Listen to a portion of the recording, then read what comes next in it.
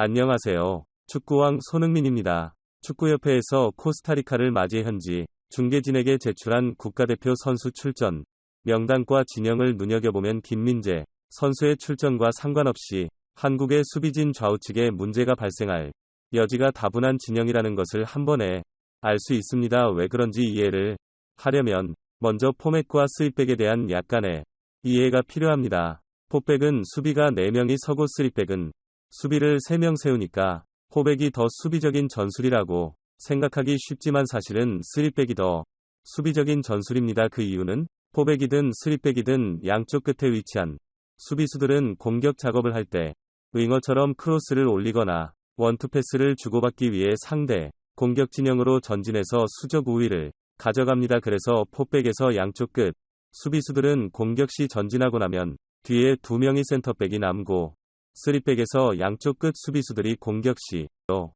그래서 쓰리백이 더 수비적인 전술이라고 하는 겁니다. 이제 다시 코스타리카와의 평가전에 벤투 감독이 들고 나온 전형을 보죠. 전형이 단점은 김진수와 윤종규가 공격 작업을 공의 소유를 잃어버리면 한국 측 수비 진영의 양쪽 공간이 비어 버리는데요. 그래서 이렇게 비어버린 공간을 수비형 미드필더 2명이 양쪽으로 영역을 나눠 공간을 커버하는 게 일반적인 전술이죠. 그러나 벤투 감독은 수비형 미드필더를 2명이 아닌 정호영 1명만 두고 나머지 1명을 공격형 미드필더로 정우영 위에 놓았습니다. 바로 황인범인데요. 수비형 미드필더 1명이 좌우 공간을 모두 커버해야 하는 상황이라 상대팀의 좌우 침투에 매우 취약한 구조를 가지고 있습니다. 많은 축구 전문가들은 수비를 도일시한 공격 전술을 평가전에서 사용해서 이진급을 출전시킨 코스타리카에게 2대2 무승부를 했느냐. 손흥민 아니었으면 2대1로 지낸 게임 아니냐. 무슨 생각으로 벤투는 저런 이상한 전술을 사용한 것일까요? 풋볼 매거진이 살펴보겠습니다. 몇몇 축구 전문가들은 도대체 우리가 저런 수비를 도일시한 공격 전술을 사용할 팀이 월드컵에 있느냐. 수비로 역습을 당하면 끝인데 저런 전술을 왜 들고 나온 거냐. 김민재까지 합류했는데 수비가 불안해서 월드컵에서 성적을 낼 수 있겠냐며 분통을 터뜨리고 있습니다. 그러나 풋볼 매거진은 저 전술은 90분 내내 상대를 상대하려고 시험한 전술이 아니라는 입장입니다. 우리가 월드컵 본선에서 뒤지는 상황에서 승부를 걸어야 한다면 손흥민을 왼쪽 윙어가 아닌 투톱으로 올리고 수비형 미드필더 역할을 하는 황인범까지 공격진으로 올리고 양쪽 풀백까지 적극적으로 공격에 가담하게 해서 동점이나 역전을 노려야 한다는 겁니다. 이때는 최소한의 수비진을 후방이 둬야 하는데 우리에겐 김민재가 있기 때문에 가능한 전술 시험이라고 생각하는 것이죠. 이러한 도 읽을 수 있습니다만 이강인을 투입하지 않은 것은 내내 아쉽습니다. 첫 번째 골 장면을 보시죠. 역습 상황에서 오른쪽 윙어 쪽으로 패스가 전개됩니다. 여기서 더 전진하지 못하도록 타이트하게 붙어서 압박을 해야 하는데 전진 그냥 두고 있습니다.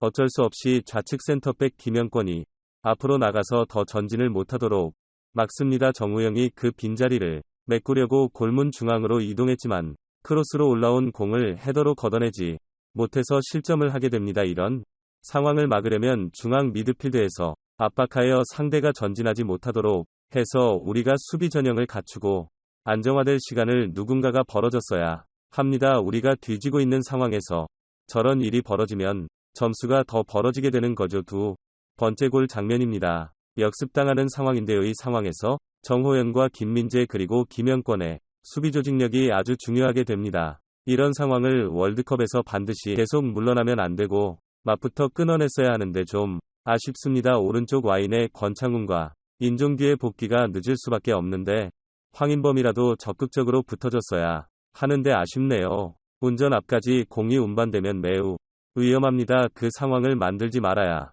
하는 거죠. 여기서 김진수가 선수를 놓치지 말았어야 하는데 평가전에서 무리하게 하다가 다치는 것보다 낫지만 일단 문제는 그렇습니다. 코스타리카의 이진급 선수들로 구성된 팀에게 한국이 완전체 일진이 2골을 험납하고 역전이 되었습니다. 시청하는 팬들의 가슴속에 분노가 치밀어 오르기 시작하는 중이죠. 이 장면에서 황인범이 한 번에 상대 골문 앞으로 롱크로스를 올리는데요. 벤투는 과거와 달리 빌드업한다고 짧게 썰어 들어가는 공격 작업에 이렇게 롱크로스를 올리는 공격 작업들을 더해서 공격 작업이 달라진 부분이 있습니다. 결정적인 찬스를 만들어내면서 상대팀 골키퍼의 퇴장문을 반대로 걸어서 킥킥했기 때문에 골키퍼 앞에 떨어진 공이 앞으로 튀어나가지 않고 멈춰버린 것입니다. 그래서 골키퍼가 공을 잡으러 나왔다가 공이 앞에서 구르지 않고 멈춰버렸기 때문에 순간 당황해서 핸드볼 파울이 나온 겁니다. 상대 골키퍼가 실수를 한 게 아니라 황인범이 정말 잘 찬 것이죠. 아주 좋은 장소에서 프리킥을 얻었습니다. 그렇습니다. 우리에겐 바로 지난 시즌 EPL 득점왕 손흥민이 있죠. 손흥민의 눈빛을 보세요. 반드시 넣겠다는 의지가 보이지 않나요? 벽을 넘어서 손흥민의 오른발 가마치락이 장렬합니다. 놀라운 것은 상대 골키퍼가 그쪽으로 올 걸 알고 있었는데 점프조차 하지 못합니다. 가까운 곳에서 차서 빠른 것도 있었지만 각도가 권력 그물을 때리도록 비껴찬 것이죠. 아주 지능적입니다. 손흥민 선수의 프리킥 동점골이 한국의 패색이 짙어지던 후반 80분경에 터지면서 벤투 감독을 날아가서 구해냈네요. B급 선수들을 상대로 동점으로 마무리했다는 것은 국내 팬들에게 월드컵을 걱정하게 만들기에 충분했지만 그나마 다행인 것은 우루과이가 최종회를 출전시킨 이란과의 평가전에서 1대0으로 진 것입니다. 한 번도 겪어보지 않은 중동의 침대 축구의 수아레스가 격분한 모습도 보였는데요. 이 경기를 잘 분석해서 우루과이의 공격진을 어떻게 이란이 봉쇄했는지 참고한다면 정말 많은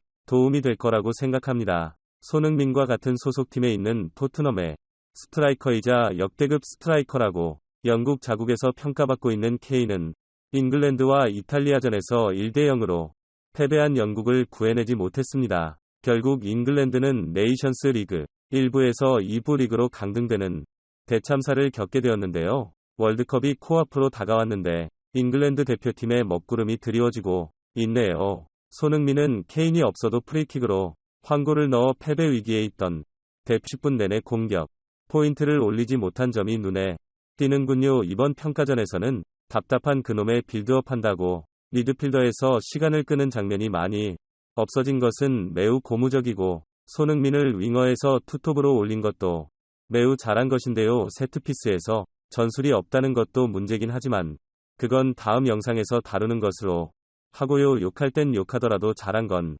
잘했다고 이야기해주는 매너가 진정한 축구 팬들의 모습이 아닐까 합니다. 구독, 좋아요, 알림 설정은 식어가는 영상 제작에 열정을 다시 타오르게 합니다. 풋볼 매거진이 준비한 영상은 여기까지입니다. 저희 영상 봐주셔서 감사하고요. 구독